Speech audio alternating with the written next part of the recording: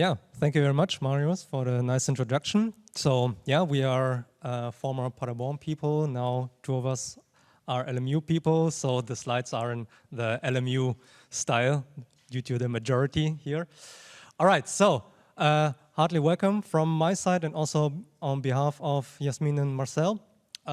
We want to give an overview of automated algorithm configuration and the most recent trends and the underexplored areas in this realm. So we have the following structure on our tutorial here. So first I will start to give a quick overview, a really helicopter overview over algorithm configuration, what it is about.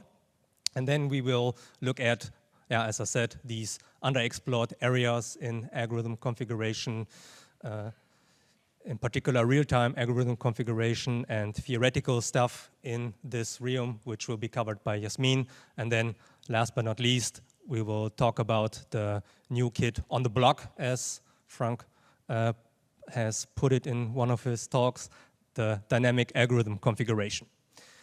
All right, so since we are here at the AUTOML conference, let's perhaps align this with the AUTOML, where algorithm configuration is fitting in. So what we do in AUTOML is essentially what we want to do, automatically finding a good parameterization of a machine learning algorithm or a model or even an entire machine learning pipeline for one particular data set, coming from healthcare application, finance, as Michaela today in the plenary talk emphasize more or less. But of course, there are not only machine learning problems out there and not only machine learning algorithms, which can be used for the particular problems. And in particular, all these algorithms for the different problems we have, they also have parameters or hyperparameters or other configurations rather. So let's have a look at some examples.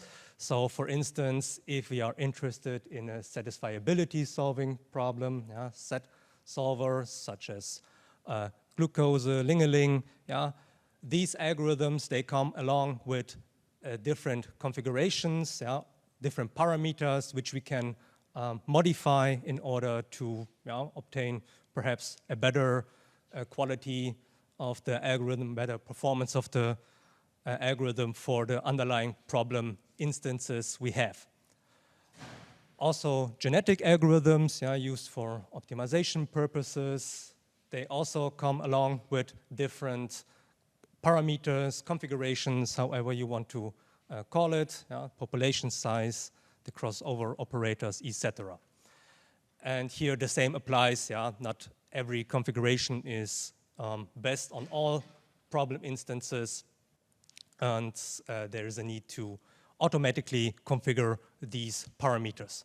So what algorithm configuration is doing actually is kind of collecting all these problems in a more general way. So what we are interested in algorithm configuration is we have a target algorithm, could be from satisfiability solving, from genetic algorithms, could be also a machine learning algorithm, and we want to find a configuration which, depending on the corresponding context, is perhaps a parameter or a hyperparameter in AUTOML. It can also be a sub-algorithm when we are interested in scheduling algorithms, for instance. We will stick to this configuration term as the component we want to tune, more or less. And what we want to do is we want to find such a tuning component which is good, which is giving us a good result for the target algorithm across multiple problem instances, or in particular also one problem instance if we are speaking here of a machine learning algorithm for one data set. And the general scheme looks as follows in algorithm configuration. So we have here on the left-hand side the input, more or less, for the algorithm configuration. Yeah, so this is what more or less is given to the configurator, and the configurator here depicted in the dashed rectangle is doing something with the input with the ultimate goal to find an optimal configuration. So let's go step by step, yeah, and also specify what this general scheme is about. So what we have given is some target algorithm A, calligraphic A will be our notation. And this target algorithm A has a configuration space, yeah, perhaps a parameter space, theta. And for this configuration space, or for this algorithm configuration problem, we are also equipped with a set of problem instances, calligraphic I, over which we have a specific distribution P. And in order to find out what a good or an optimal configuration is, we are equipped with a cost function. Yeah? So something which in the end will tell us whether a configuration is good or not. So it's mapping a problem instance and configuration pair to a cost, yeah? Representing how good actually the configuration is for the problem instance. And the ultimate goal, yeah, in general, let's say, is to find the theta star, yeah, so the optimal configuration, which is generally defined as the configuration which has the lowest expected costs over problem instances we can have due to the distribution P over all configurations. And how do we find this out in algorithm configuration? Well, we specify a configurator, yeah, we design one, and this configurator is in general following this procedure we see in the rectangle here. Yeah? So the configurator is selecting a configuration, and sometimes, not always, but in general, also the problem instance runs this configuration on the problem instance. Yeah? So it's applying the target algorithm with instantiation theta on this problem instance. And then at the end, when the target algorithm is done, yeah, the run is over, we obtain the costs for running this configuration on the problem instance. Okay, so here worth mentioning is that this distribution P is in general not known, so for theoretical purposes, we have it here to clearly state what the goal is. So to have kind of a similarity to the theoretical risk in machine learning. And what we usually have in applications of algorithm configuration is we have a problem, or a set of problem instances, yeah, which we can use in a similar manner as in empirical risk minimization for in machine learning when we are interested in finding the base optimal model. Yeah? This is also similar here with the theta star. Okay, so this is the general scheme. I want to emphasize that here, which is kind of like a default setting, was the default setting for algorithm configuration, and many of these components can vary, of course. And these components has been modified in order to also tackle other problems in the real-life applications. So you can imagine if we stick to this general scheme, then it's not possible to cover all real-life applications we have. So what has been done is these components have been modified, and what can be modified, just to give a quick overview, yeah, we can have different configuration spaces, depending on what actual algorithm configuration problem we have. We can have even a different nature of the problem instances, yeah, so such problem instances are different than mixed integer programming instances. We can also have different cost functions, so runtime is of interest for SAT solving, accuracy rather for machine learning problems, and this gives rise to the questions whether we can kind of classify all these algorithm configuration problems out there into a scheme which is easier to understand, yeah, so that we can have a quicker overview over what has been around there.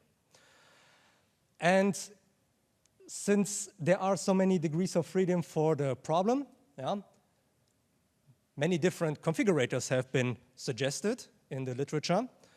And these configurators, in turn, also cannot tackle all algorithm configuration problems out there. Yeah? So it's simply too ambitious to have one configurator which can be modified such that every changing component of the algorithm configuration problem can be tackled. So what we also see when we look at all configurators suggested so far is, yeah, well, they differ regarding which configuration spaces are admissible, yeah, which we can use for the application of the configurator. Then we can differ whether problem instance features can be used. Then they depend perhaps on the cost function which is available there, and also what type of outputs it gives. So the tempting question here is also what types of configurators can we identify, yeah, to have a better overview over these. And taking these two questions, to tackle these two questions, we have published a survey. So Marcel, Jasmin, and me were co-authors of this survey you see here at the footnote, where we have suggested two classification schemes, yeah, where we have on the one hand the problem view and on the other hand the configurator view, which we'll go quickly over to see where and how the components can be modified. So don't take too much time to reading all the entries here in the table. It's just to have an overview. So we will go step by step with nice illustrations. So first of all, what can be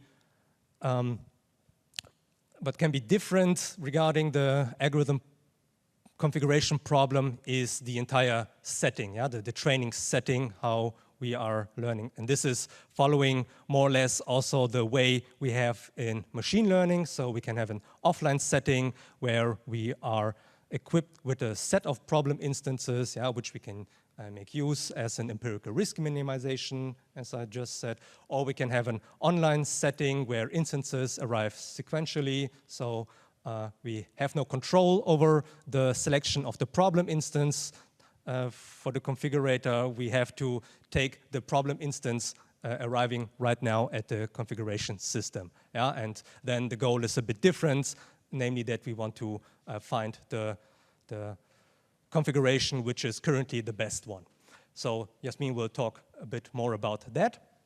Then we can distinguish the problems regarding the configuration scope, namely what the actual goal is. So in the basic setting, it was stated like, yeah, we want to find a configuration which is in expectation the one with the lowest cost over the problem distribution P, but it might be also reasonable, especially if the instances have features, that we want to find the configuration which is in expectation the currently best for the current feature we have. Also, we can distinguish different search spaces. Yeah, so just to have a short example here, we can have small discrete search spaces. So for instance, only consisting of 6 digits here, a very small configuration space. We can have a large discrete space, yeah, which might also be decomposable into many sub-search spaces, all of them discrete. We can also have here categorical subspaces, sub-search spaces, yeah, as the theta k you see here, ABC. And of course, we can also have an infinite search space where, for instance, one of the subspaces is a subset of the real numbers, of the real number line, yeah, perhaps a probability parameter if it's between 0 and 1. Yeah, and of course, it's very important how the search space look like, yeah, if we want to design a suitable configurator for the corresponding problem. Then we can distinguish the problems regarding the objective function. So as already mentioned, it could be the solving time. Yeah, so the costs are corresponding to the time the target algorithm with the configuration theta needs to solve the corresponding problem instance. It could be the accuracy in automated machine learning, for instance, accuracy for solving the problem instance, and also memory usage is also a quite common cost function we have. Yeah, these three are the most common ones. Of course, there could be also different ones, CO2 footprint or something like that, yeah, but these haven't been of interest so far. Then we can distinguish regarding the objective type of the underlying target algorithm. So we could have a target algorithm which is tackling a single objective problem, yeah, so where we only have one cost function, but also we can have a multi-objective target algorithm, yeah, so a genetic algorithm or an evolutionary algorithm which is tackling a multi-criteria optimization problem, yeah, and there we are then equipped with more than just one cost function. We have, for instance, many cost functions, and every time we terminate with the target algorithm, we see many costs, yeah, for the different objectives. And accordingly, the goal is also different, so optimal is specified a bit different. We have then more the goal that we want to find a non-dominated configuration, yeah, so something on the Pareto front for the multi-objectives. Then we can also distinguish the problem regarding the observation time of the target algorithm. So it might be that we already observe the costs while the target algorithm is running. Yeah? This is one possibility. Or we can also have the case that we only see the cost after termination. Yeah? So when the target algorithm is finished, only then the costs are visible. Then a special interest is the distinguishment regarding the configuration adjustment. So we can have a static setting where the loop is kind of fixed. So we have to wait until the target algorithm is finished. So when it has terminated, and after that, we only can select the next configuration problem instance pair. Or we can have a dynamic setting. Yeah? This is where the dynamic algorithm configuration comes into play, which will be covered by Marcel, where we can also configure the selection and of the configuration and the problem instance pair during the run. Then we can distinguish the problem regarding an external runtime setting.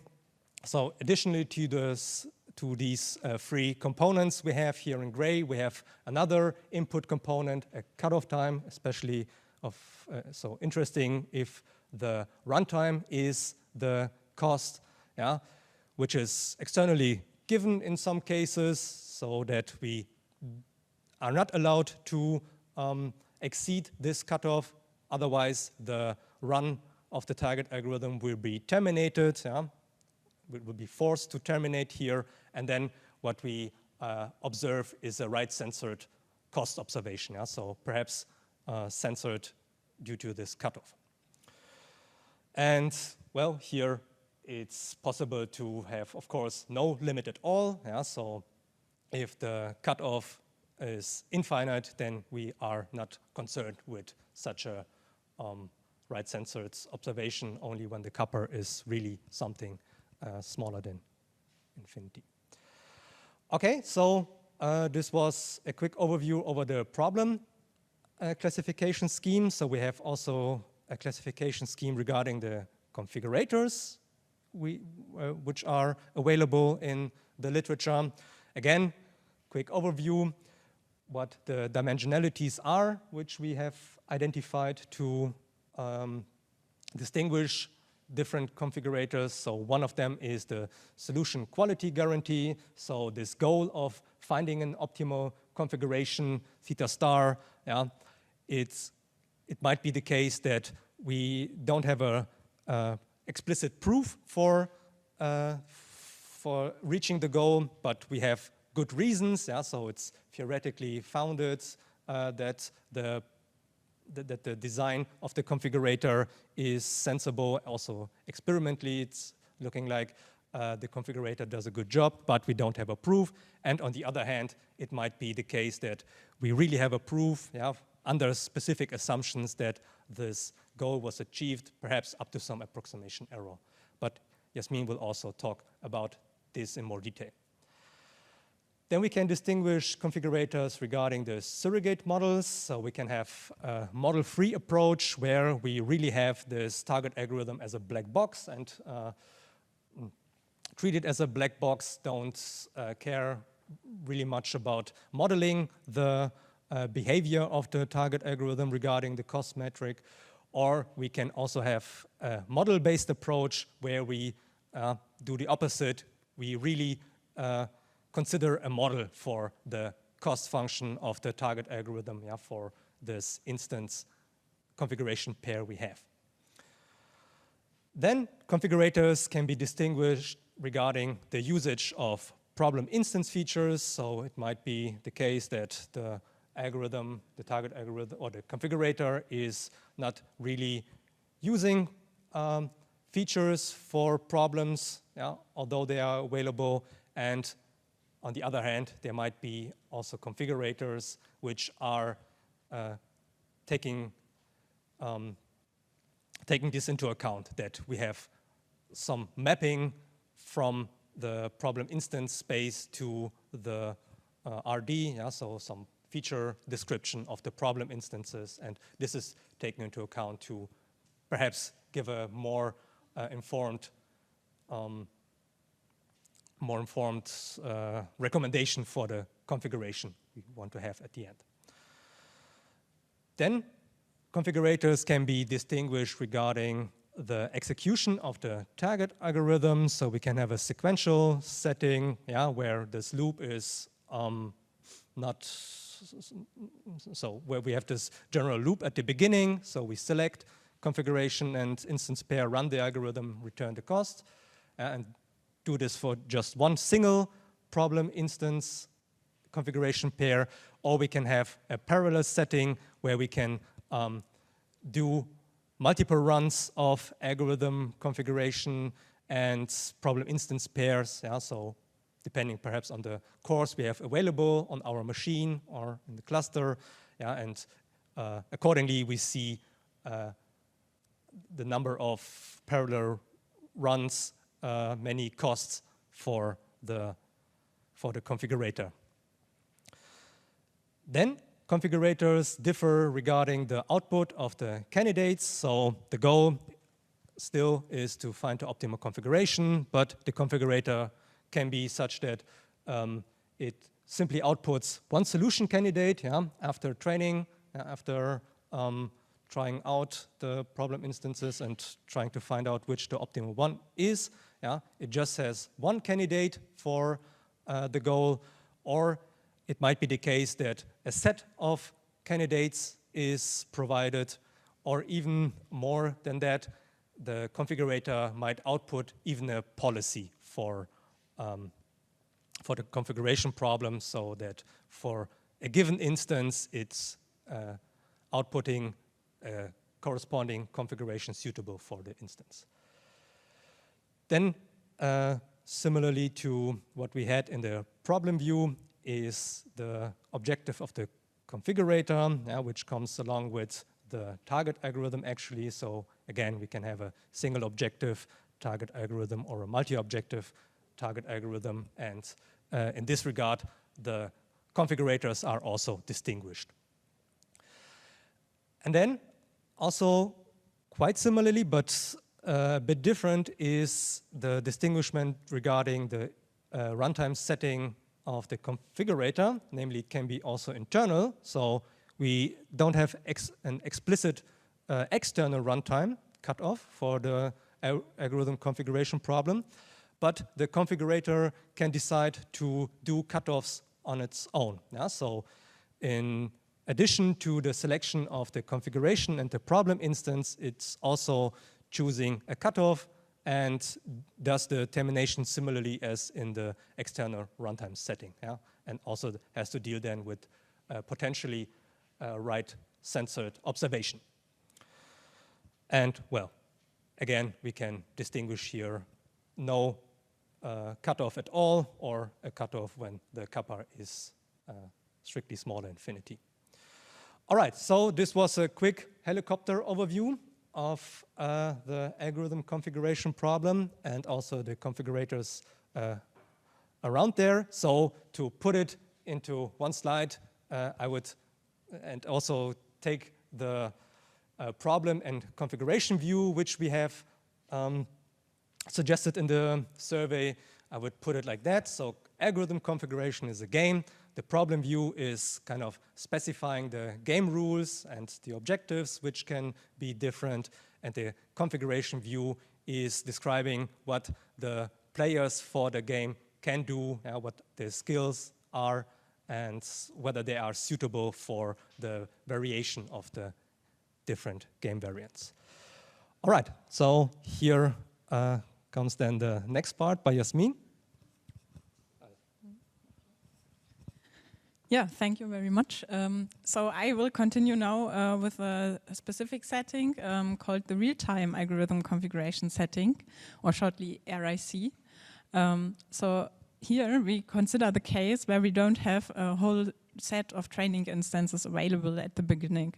This is in particular interesting in the cases where problem instances are hardly to obtain, or we have not given so many training instances directly at the beginning. Still, we have given a parameterized target algorithm and the configuration space, as Viktor has explained this.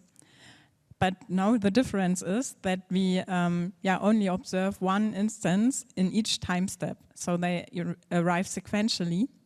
The configurator then does the same as in the offline scenario, so it selects a configuration from the configuration space and runs the target algorithm with the selected configuration on the recently observed problem instance. And of course, we can measure the cost function for the recently seen problem instance and the selected configuration. And then the goal is to select the best configuration in each time step. So this configuration can, of course, vary dependent on the recently observed problem instance. And this is in particular interesting in the case where the problem instances have a drift in the underlying distribution. So how to solve this problem? The first method that tackled the RIC problem was called real-time algorithm configuration through tournaments, or shortly REACT. So here we have given a pool of configurations that has the same size of available cores on our computational resources. Then, since we are in the real-time setting, as explained before, we observe this problem instance in each time step. And after that, we can in parallel execute the target algorithm with all of these configurations in our pool. And once the first one finishes, we send a termination signal to all of the other runs and stop them. And we can handle this information, which one finishes first, as a winner information, so kind of a preference-based feedback. And with this, we can then update the pool of configurations. So in fact, we discard configurations from the pool if one configuration was beaten a specific number of times, and if the ratio one configuration was beaten by another to the number of times it was the other way around is greater than a specific factor. By this, we update the initial pool of candidates, and this is how REACT works. So we continue then into the next iteration and observe the next problem instance, and the whole process is repeated. But of course, there's a follow-up work called RIC through tournament rankings, or shortly reactor. Here again, we have a pool of configurations, but this does not have to coincident with the number of available cores anymore.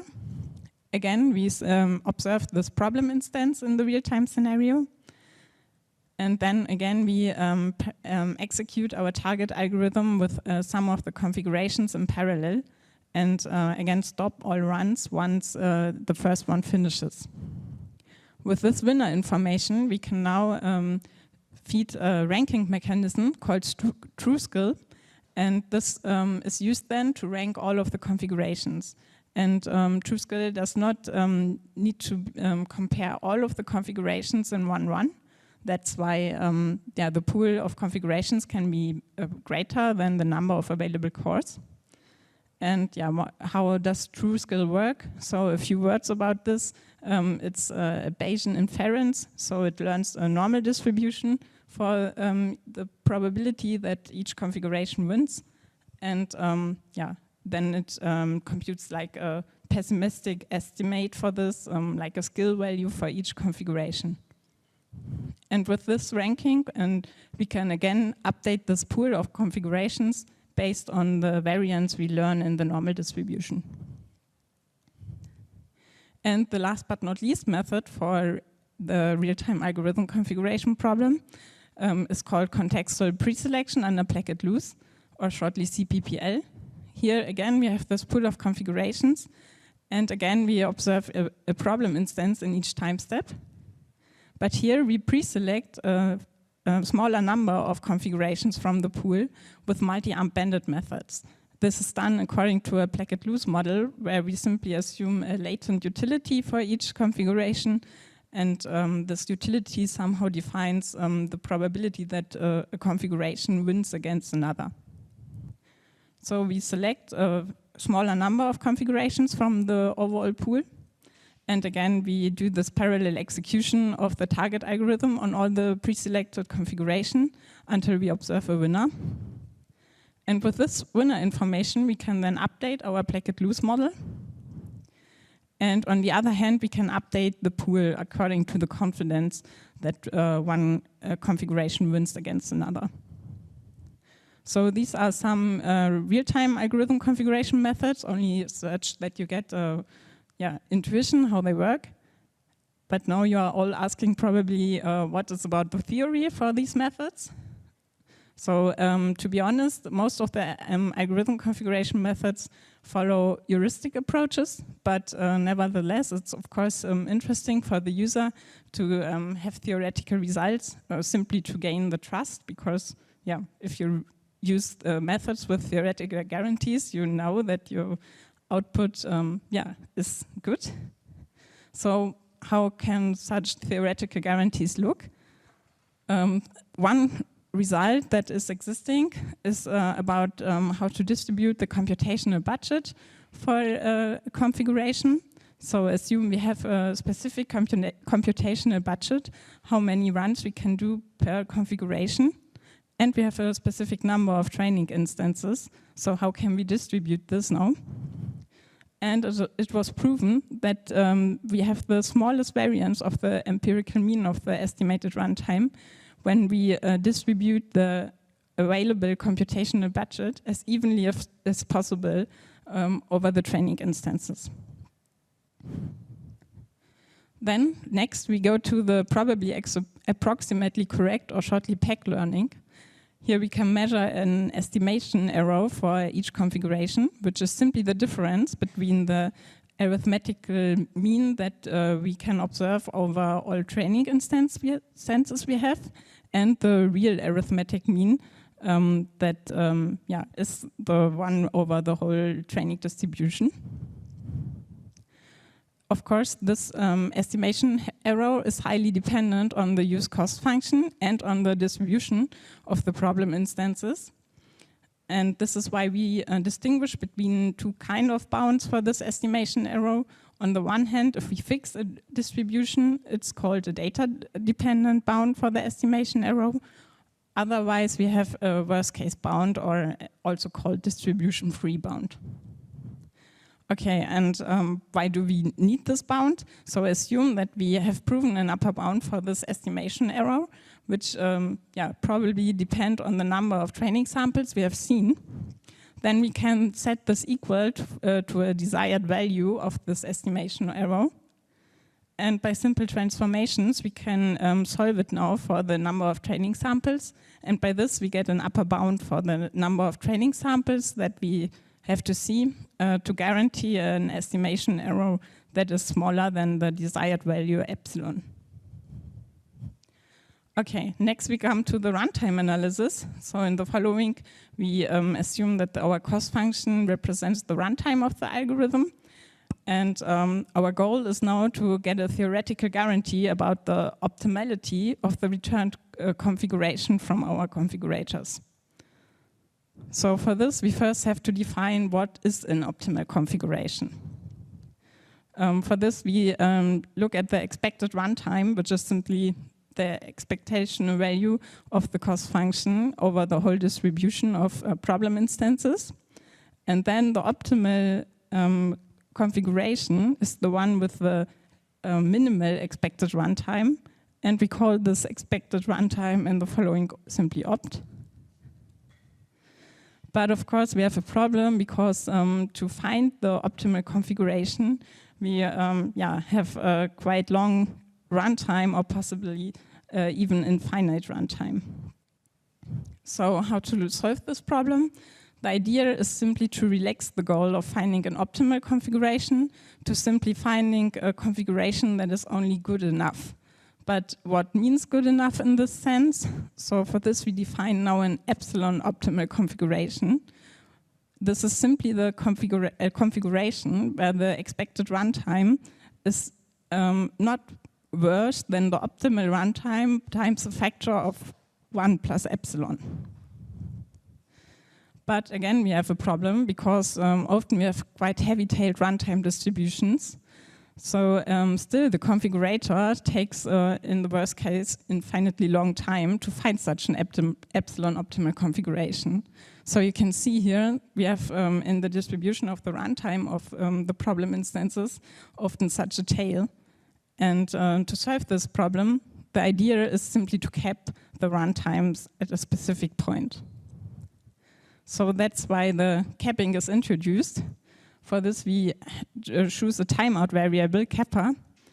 And the idea is now simply to stop all runs at this timeout variable. So the observation we get now is either the real runtime, if it's shorter than this capping variable, or we simply observe this kappa as runtime observation.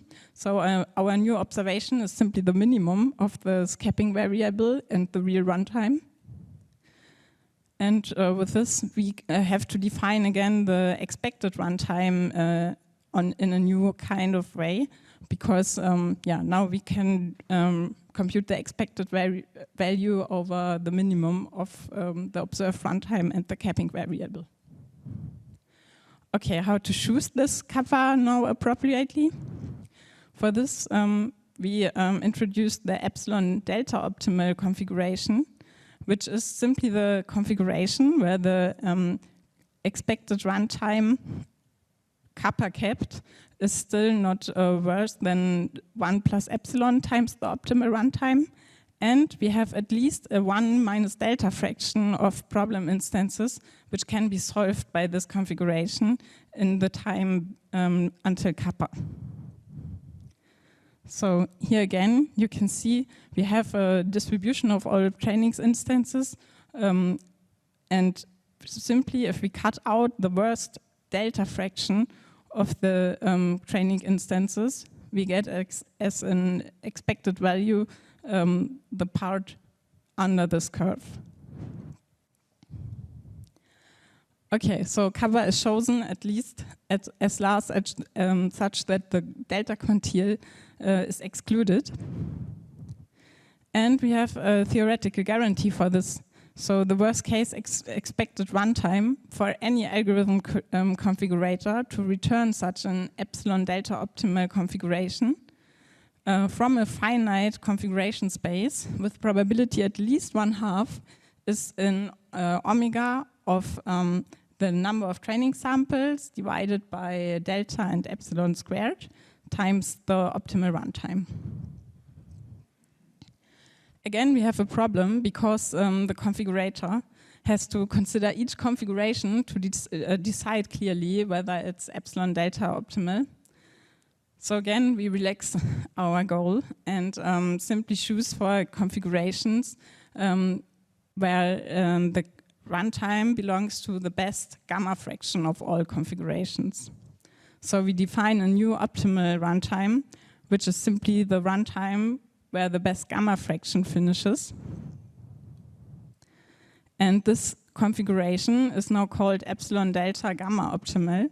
And you can see it's defined quite similar than the epsilon delta optimal configuration, but we simply replace the optimal runtime by this gamma optimal runtime.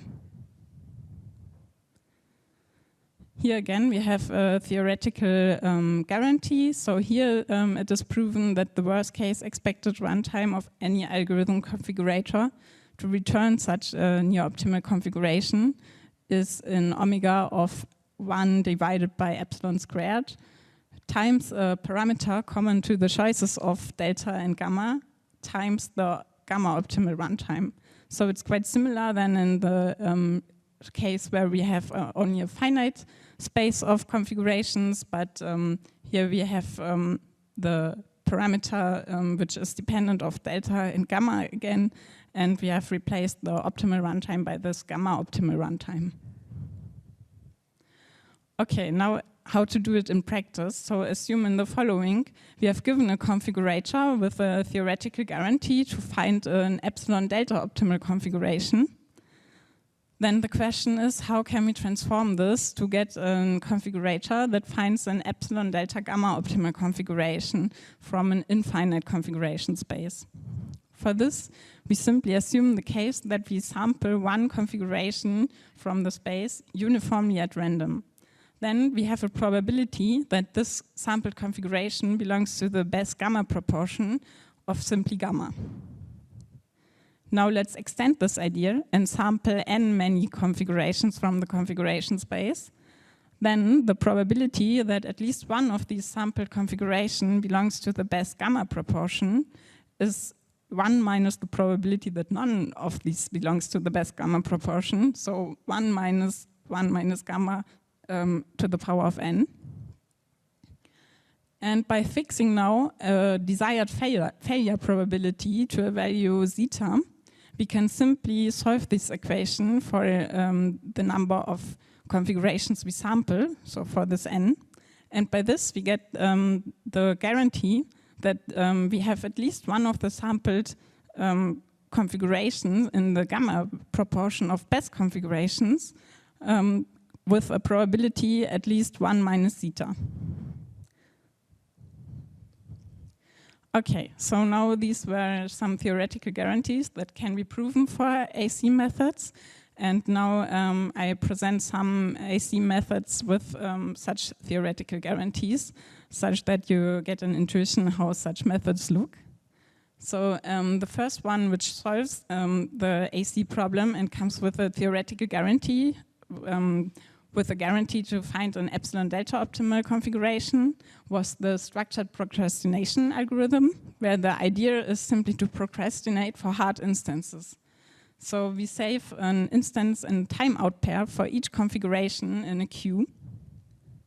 And then we choose from the queue of the configuration with the lowest runtime estimation until now. So of course in the beginning we choose quite random the first pair of the queue. And then we run this configuration instances and timeout pair. So in this example, we cannot finish the run until we reach the timeout. So we simply add this kappa value to the estimated runtime and add this instance pair again into the queue of the configuration, but now with a double timeout value. Then we choose a new instance and timeout pair from another configuration. Here in this example, now we are able to finish before we reach the timeout. So we can add the observed runtime to our runtime estimation for this configuration. And we can sample the new problem instances and add this now to the queue of this configuration. And this is done until a specific budget is reached, and then we return simply the configuration that was run the most times. Another method that gives a theoretical guarantee for finding an epsilon delta best configuration is the leaps and bounds method, where we simply choose a timeout and a set of instances, and then we run all configurations on these chosen instances until the timeout. If we have the case now, like here, like it's shown here, that all configurations cannot finish before we reach the timeout, we simply double the timeout and do the same again. So we run again all configurations on the instances. And if we observe now some configurations that finish, then we simply return the configuration that finishes first.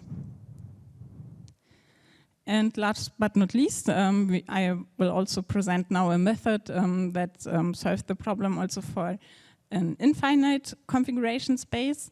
So it's called a C-band. And here we have a subroutine called combinatorial successive elimination, which proceeds roundwise. So first of all, we consider all of the possible configurations as possible winner candidates. And then we divide all of these possible winner candidates into a partition of size k. In this example, for sake of simplicity, we simply assume k equals 2. Then we run each of the partition. So we do this racing and compare which one finishes first a specific number of times. And after that, we discard from each of the partition sets the worst candidates from the set of possible winner candidates. By this, the set of possible winner candidates gets smaller and smaller in each round, and we continue this process until we have only one candidate left, and this is then returned as the winner. But yeah, as I said, we want to present now a method for an infinite pool, and this method only solves the problem for a finite pool, so we have to extend this. And here the idea is simply to run multiple epochs of this recently presented algorithm. So we sample a finite set of configurations from the infinite configuration pool. Then we sample or we observe this problem instance. We run our algorithm on the problem instances and the finite set of configurations and observe a specific winner. And this is now kept into the next epoch, where we again sample some new configurations and take this as an input together with the winner of the last run of CSE into the next run of CSE. And this process is again continued and repeated until a specific budget is reached. So that's from my side.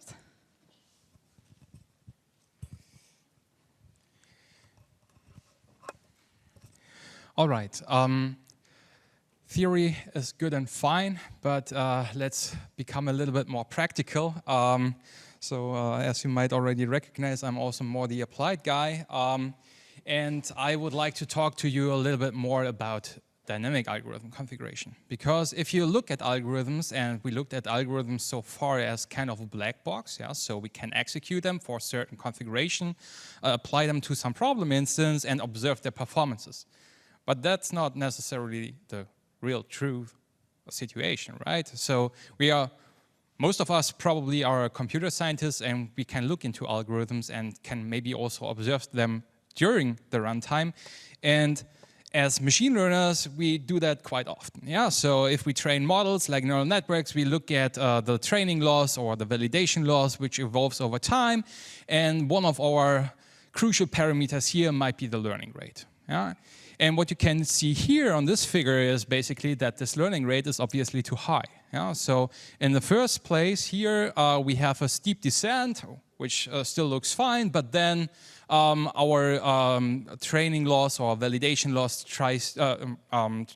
starts to diverge and basically never ever converging to a particular value down here, which we would be maybe interested in. On the other hand, if we choose a too small, it's way too slow. Yeah, so we will take a long time to converge to the actual ground, the loss of interest here at this point. So apparently, the correct choice of this parameter value is A, crucial, and B, maybe not necessarily a static value. Yeah? So although we can maybe choose a value in between, which might give us better results, what we would actually wish for is something like this. Okay, I was missing apparently one animation here, so we would like to have something which gets the best out of all these words here, so having a steep descent in the very beginning and then later on converging more slowly, more softly to the actual optimal value. And this we can only achieve by adapting the learning rate on the fly. Yeah? So while doing the training process, we need to cut down the learning rate in order to make it happen that our training or validation loss approximate eventually the smallest possible value. So instead of setting this learning rate to one specific value and keeping it throughout the training process, we adapt the learning rate dynamically. And here it's actually dynamically to get the best out of both worlds, steep descent in the very first place, and then later on smooth convergence. And here's the figure I was missing. So what we would then actually like to observe is something like this. So steep descent in the very beginning, later on we have a smooth convergence. And for machine learning applications, especially deep learning, here we have various tools out there which are specialized to this particular problem, but we would be interested rather in adapting our algorithm configuration problem here to make it applicable to a broader range of different algorithms, because it could also be of interest to other applications, other target algorithms. And what we have written here is basically the formal specification of an algorithm configuration problem. So we have this target algorithm A with a configuration space theta. We have a joint probability distribution over this domain I and the configuration space. And what we would like to have then optimized is this cost function, this performance metric, which maps us one configuration and a problem instance to some real value. And as previously, we are interested in finding this optimal configuration theta star, which is no longer true. We need to make adaptations now here to this problem formulation. First of all, we are no longer interested in just evaluating a single configuration, but instead the policy of configurations. So what we also have now here is that this policy space maps us a state of an algorithm and an instance to a configuration. So it is able to capture the current state of the algorithm, contextualize this with the current problem instance, the problem we are aiming to solve, and suggesting a configuration to be used in this place. And this we would like to assess with respect to its performance. So a policy suggesting configurations dynamically while solving a problem instance, how this then evolves over time. And instead of just finding this one particular configuration which performs best, then on average here, we are interested in actually finding a policy pi star. And coming back to this problems classification scheme here, how does this now express itself in this configuration scheme? Well, first of all, we are still in a training setting where we are operating offline. So we still assume that we're giving a set of training instances which we can run on. This has various practical reasons because, of course, if we are searching for something more complicated, it's also more effort to find it.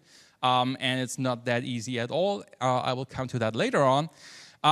Configuration scope is not really necessarily slimmed down here, so we can either tackle a set,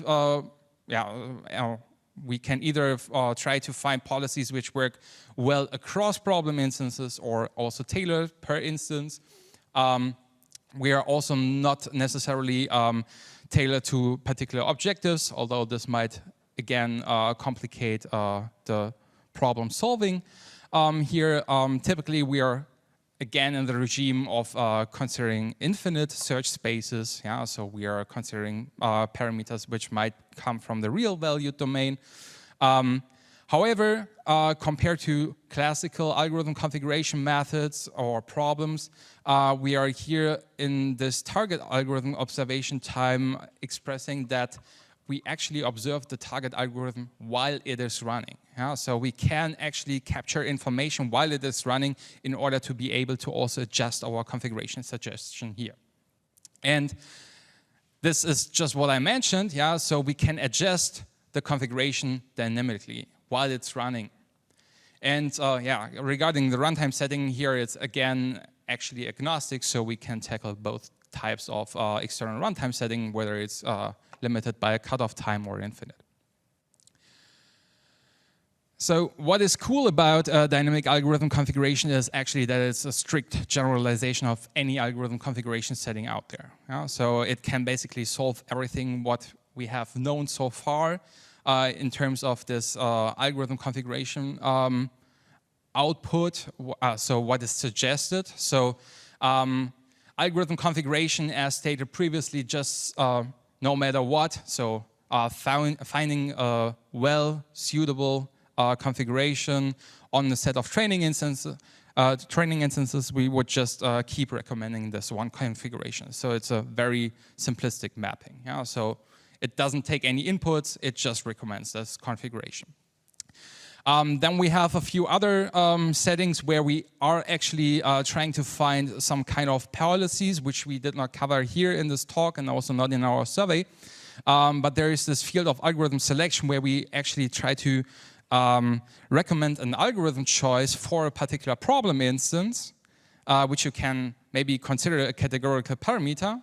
And here you actually have a rather complicated mapping compared to the standard algorithm configuration problem, where you really have changes in your recommendation, not using all the time the same configuration.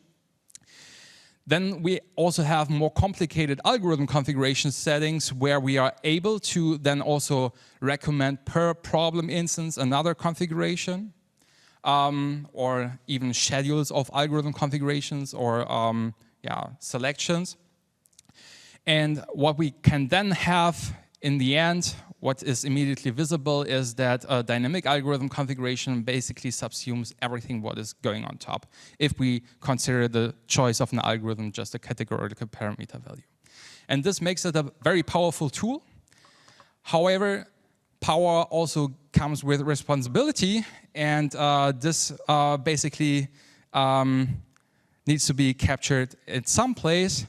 However, what does power first of all mean? So already speaking about that it subsumes a standard algorithm configuration, we can derive basically very simple insights about the potential of dynamic algorithm configuration. And the best policy we can find in dynamic algorithm configuration is at least as good as the best static configuration. This is pretty straightforward because we can also find policies simply recommending this best configuration all the time, so no difference to the algorithm configuration setting. So standard algorithm configuration will never ever have an advantage in this regard in terms of expressibility.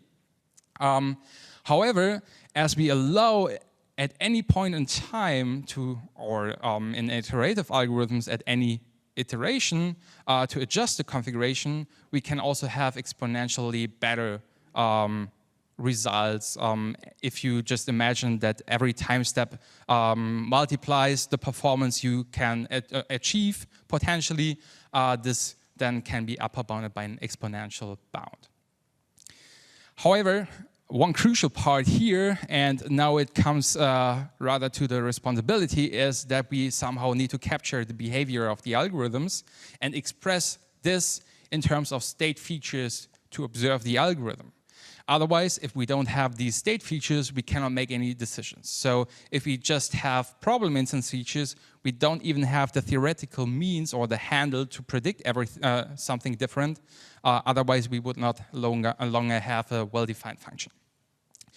So what do we require for state features? Well, first of all, they're conceptually similar to instance features, just that they capture algorithms' behavior and should somehow relate to the performance, and it should also reflect the current state of the algorithm. An example would be here in this learning rate example, maybe the loss improvement of the last updates, the current gradient in the training process, previous learning rates, what we have chosen in the past. We can simply keep track of it and try to incorporate this kind of knowledge in order to make more sophisticated decisions for the future. However, even more important than having cheap to compute problem instance features, these features need to be super cheap to compute because we actually need to compute them simultaneously while running the algorithm.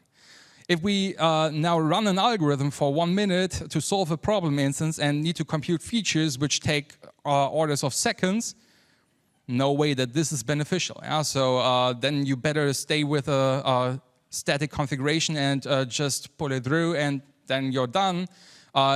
If this overhead is too heavy, this is actually not very reasonable. And it has to be informative with respect to the progress of the algorithm. So it really needs to carry information, and not every statistic of the past is really informative of what you should be able to do next, or you should do next.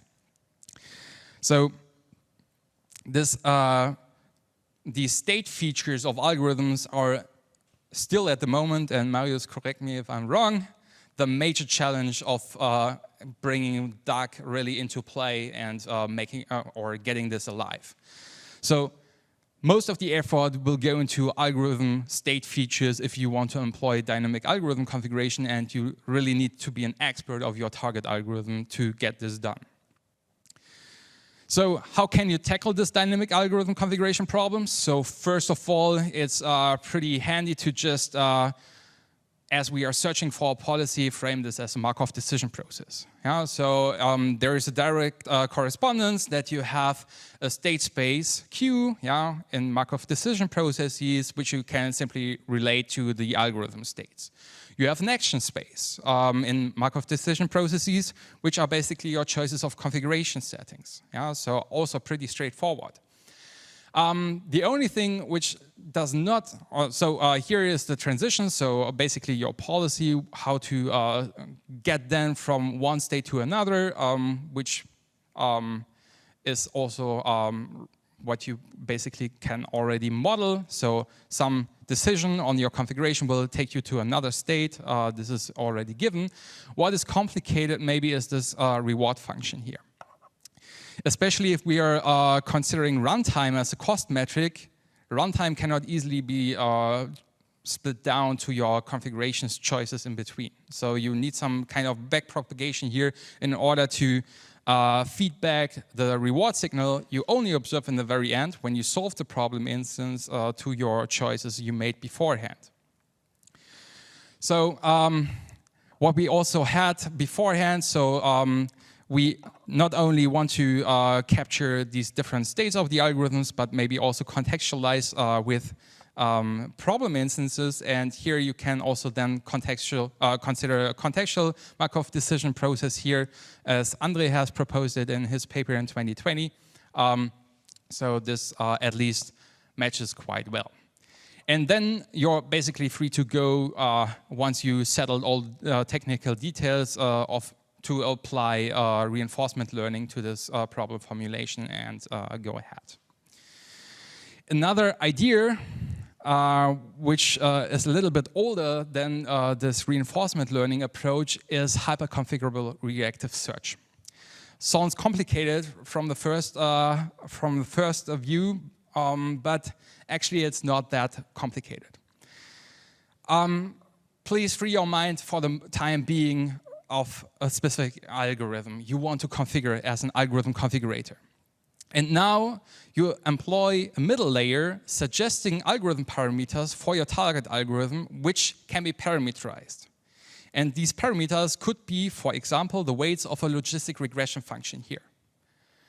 And the task is then basically to configure these parameters of this logistic regression model to suggest good parameter values for this one particular parameter of your target algorithm, depending on your state description. So state features here are again required, nothing different from the previous reinforcement learning problem formulation, but here we have basically a reduction to standard algorithm configuration techniques, which we have already developed, just lifted it to another layer, and then we can just use standard offline algorithm configuration for a dynamic algorithm configuration solution. In this publication, it was GGA because the authors of this publication developed GGA, but in principle you can use any kind of algorithm configurator here to solve this problem. If you have heterogeneous problem instances, you can cluster them beforehand. In reinforcement learning, you would already capture this then also via the contextualized Markov decision processes. So what could be a problem with this kind of approach? If you need to configure a set of parameters for predicting a single parameter, well, obviously this scalability issue is very apparent. So if you only have a small set of parameters, this might be a viable solution. If you have to configure like tens or even maybe 100 parameters simultaneously, this gets really quickly out of scope of your algorithm configurator. All right, so talking about the challenges, one challenge I already addressed quite a lot are the engineering of informative algorithm state features. A huge portion of time goes into this challenge when you want to develop methods for dynamic algorithm configuration. However, there is another point, namely the design of a suitable reward function. So depending on your setting, you might have different ranges of performances you might observe for your algorithm, then you need to cater for that. You need to somehow transform the reward signal to your needs so that you can learn something in the very beginning, because it's a very complex learning problem, so you want to basically capture any advancement you can do throughout the learning process. But once you get closer to the solution you're desiring, you should also tailor the rewards to really fine-tune your policies. And another challenge is also that often the rewards are only obtainable at the end of the algorithm configuration or execution, and then you also need to think about how to distribute or acknowledge different algorithm configuration choices with respect to the rewards. So, if you're not fed up and you got really interested in that problem, there is a project, an open source project called DuckBench, where you can just get in touch with dynamic algorithm configuration problems. So it basically provides you with a framework and a set of at least 9 benchmark problems so far. I'm pretty sure that there are at the moment more in the making. Maybe I missed already one, I'm not entirely sure. However, it's quite a nice framework to just provide you with the environment to play around. There are, I think, 1 or 2 simple agents already, very simple and naive agents implemented against you can directly compare whatever you think about. And it already comes with some plotting utilities for your own convenience to just visualize your results later on. So this QR code will directly lead you to the GitHub repository if you're interested in that. And yeah, The question now is only why dynamic algorithm configuration at an AUTOML conference? This question I would like to stipulate a little bit. So here are just two suggestions what you could do with dynamic algorithm configurations in the realm of AUTOML. So first of all, as we have already seen with the learning rate problem, we often, or we somehow also have these requirements to adapt parameter values dynamically while running a problem instance. And maybe there are even way more parameters that are beneficial to be adapted dynamically while running the algorithm. And here we could extend our AUTOML or HPO tools to also cater for that. Yeah, configuring not only a single static value for a hyperparameter, but instead a schedule or a policy, how to adapt the parameter value according to your observations during the training process. And of course, also on another level, so on the meta level, on the AUTOML level, we could employ dynamic algorithm configuration in order to adapt the search process of AUTOML, of hyperparameter optimization, according to what we observe during the run, during the processing of one data set. And this can be particularly interesting because we try to employ meta-learning techniques, warm starting techniques in order to inform our search. AUTOML search is oftentimes very costly depending on what tool you use out there, and then you don't want to waste your resources on configurations which you already anticipate to work badly, but instead learn from past experience and employ policies for your search that are contextualized with respect to dataset properties and maybe also observations you then make during the processing of the dataset. So while running AUTOML, you observe state features of your AUTOML system to adapt your searching behavior.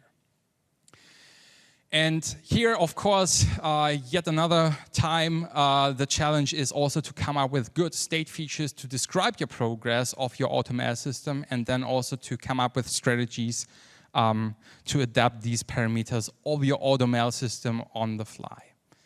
And here, then, we already reached the AutoML setting then with this, and maybe you have some initial ideas on that already now. Maybe you can directly start working on that, coming up with a new benchmarking problem for AUTOML or AutoML, incorporate that into DarkBench, and get a lot of acknowledgements for that as well. All right, so let me just quickly wrap up here, not wrap up. We hope we could bring you a little bit closer to the field of algorithm configuration, which is directly related to AUTOML. We have shown you a couple of different subfields of algorithm configurations, which are either relatively recent or still very underexplored, where there is a lot of potential to find out new things. Especially theoretical guarantees can also help practitioners to better trust our methods, better trust our systems. We suggest them to use, but instead they could also be just convinced by theoretical guarantees. There's hard constraints on your optimization process. These constraints are fulfilled. And also how to basically make our life even harder, and going into the dynamic algorithm configuration region or direction. And if you want to know more about all these classical algorithm configuration methods, and also per instance algorithm configuration methods and dynamic algorithm configuration methods, which are out there, I would just like to redirect you to our survey paper. We put a lot of effort in terms of really wrapping up all the general behavior of these algorithm configurators, the basic ideas, the main ingredients to make those work, and also related to some extensions which have been done subsequently. So in case you still have any questions and want to know more, now would be the time to ask. We will try to answer your questions at the best of our knowledge. And Thank you.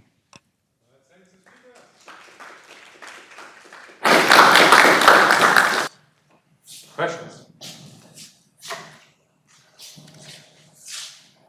Yes, please. Yes, perfect. No, you can.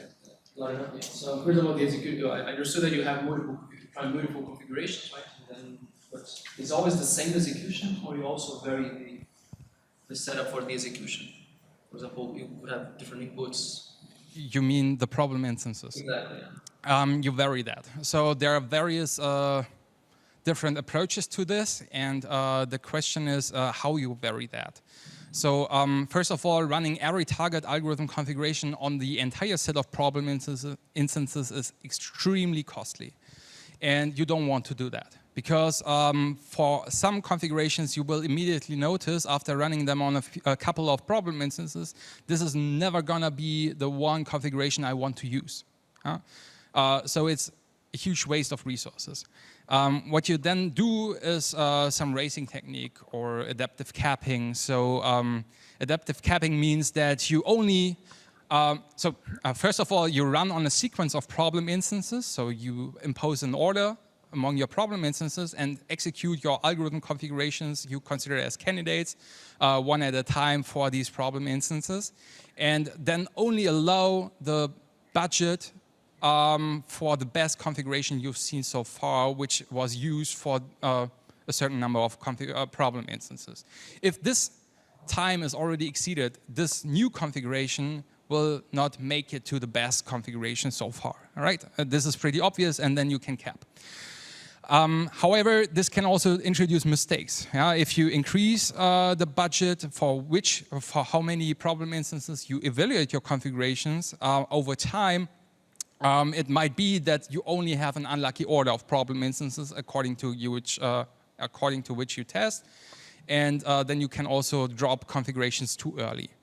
Then you need to relocate them again, give them a chance, and thereby, in the ultimate event of convergence, come up also with that solution. So you can actually give soundness guarantees there that you eventually, with unlimited amount of budget, you will find the true best configuration. However, it might take you some time. But yeah, you definitely do not want to execute always on all the problem instances, but choose subsets of problem instances, increase the budget as soon as you want to be more confident in the true performance, because the more problem instances you use for evaluation, of course, the more robust your estimate is.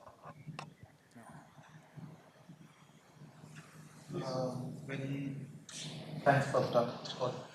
When you were talking about the dynamic adaptation of learning rate, the intuition behind for me was it's more similar to ADAM optimizer. What we use, do you use ADAM as base, or we build upon that? Can you elaborate on? Yeah. So ADAM does it based on momentum, right? So this is kind of a state feature which you use in order to incorporate it into your adaptation of the learning rate. But this is specialized for adapting the learning rate. Yeah? So you have various specialized techniques for adapting those parameters dynamically, but those don't translate to other parameters. Yeah? But yeah, so here you have specialized techniques to adapt this on the fly, and this works perfectly, but does not generalize to different parameters. Maybe different angle on that is, in addition that, of course, dynamic algorithm conversion, at least as we defined it, 2020 is really meant as a data-driven meta-learning approach. That we see more as many different kind of instances, first trying out different kind of how to adapt learning rates, right? And learning from that. Adam has his one heuristic, momentum and so on. It's more as doing always the same depending on what kind of state it's seeing, but it's not really learning that, right? There was only one human sitting down having some kind of equation doing that. But what dynamic algorithm configuration tries to really learn is a neural network predicting what kind of state it is, what should it do, and can really learn from experience in principle on the fly. Maybe follow up on this. It's also model agnostic, or you just stick with the neural network, So we are not only considering machine learning as an application. Machine learning is one of the scenarios, but we are really looking at algorithms in a very broad spectrum.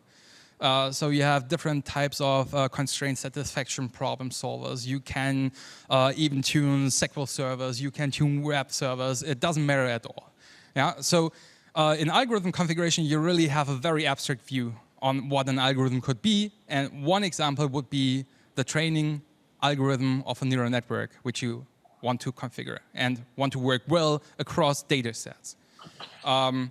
So this is only one particular use case.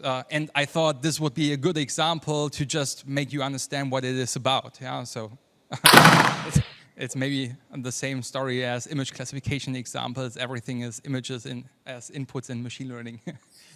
Although there's a small pitfall related to architectures, of course, depending on the architecture, the neural architecture you're choosing, you need a different kind of learning rate schedule, right? There's some kind of interaction. And if you do this blindly, so that the duck policy is not aware of that, then of course it can completely fail. So more as that, then you don't only have as an input more as the data set or the instance you would like to solve, but also in addition maybe some other context information, maybe all the other hyperparameters, how you set them. And in the best case, what we'd like to do is like to learn to control all of them. But as was more as mentioned before, scaling to many different kind of hyperparameters and architecture choices on at the same time dynamically, that's not what is possible right now. That's no problem. There's another question in the chat. So Andre asks, I expect that not every hyperparameter needs to be adapted dynamically. How would you go about tuning a mixed stationary configuration space with static and dynamic hyperparameters? Totally true. I actually deliberately skipped this fact. So there are parameters which do not make sense to be adapted over time. Yeah? So maybe some parameters only have an effect in the very first line of code, yeah? And then will never be used again. From the outside, it's hard to see when a parameter is effective or not.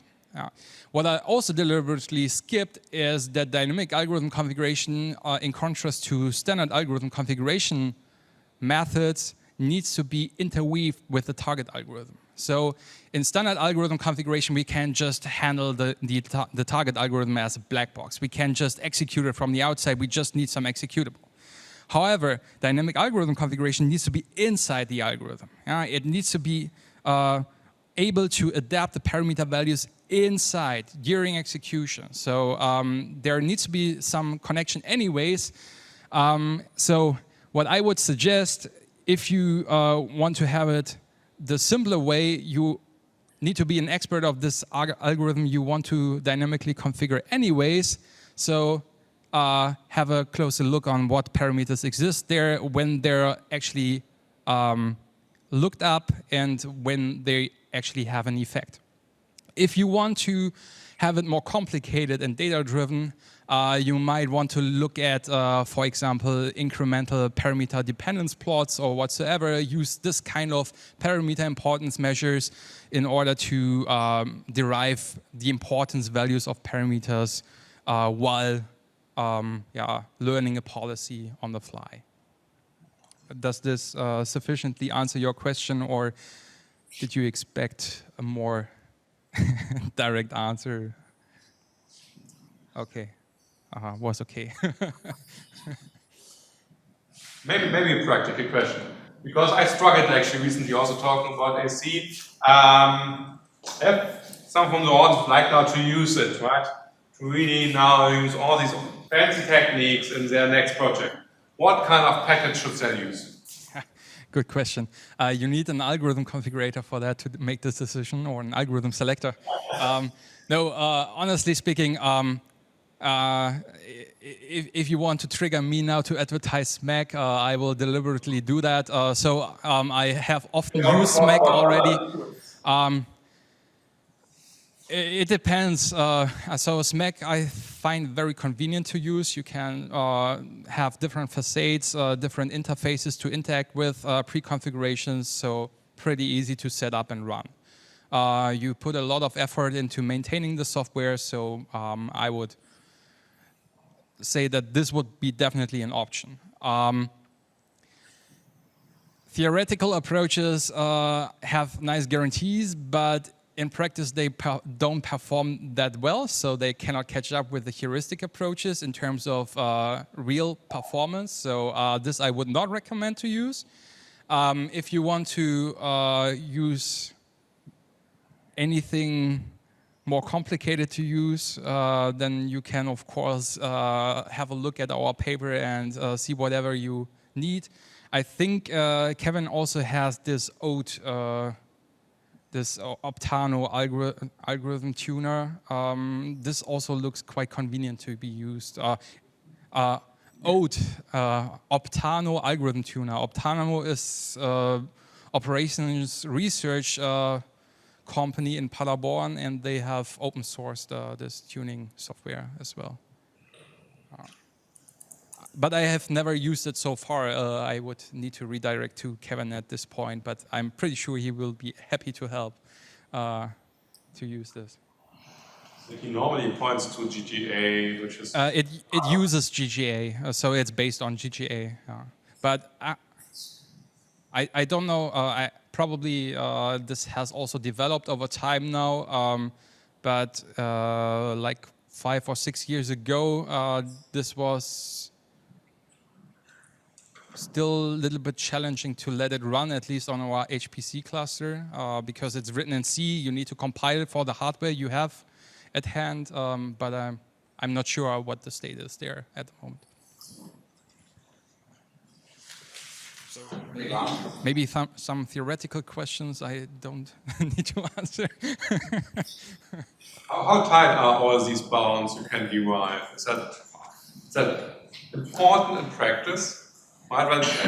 So for example, from what we know on hyperband, all the bounds are more nice to have these, but in practice, one could discuss whether they are really important because they're not tight. Yeah, so the problem is, so good question. The problem is what is usually considered, so in these theoretical bounds is a worst case analysis. Yeah, so we really construct the worst case we can ever think of. Yeah, and this is used for the lower bound on perhaps the runtime analysis. And then what we're trying to find is an algorithm configurator which also matches this lower bound, yeah, for worst case scenarios.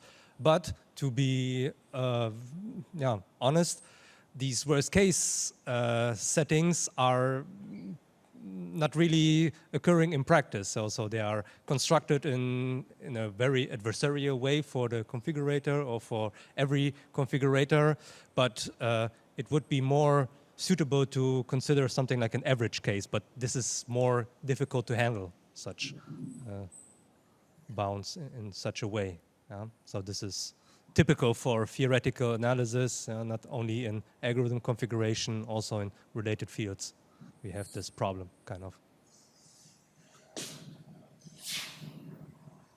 And if everyone is happy, then thanks to speakers again.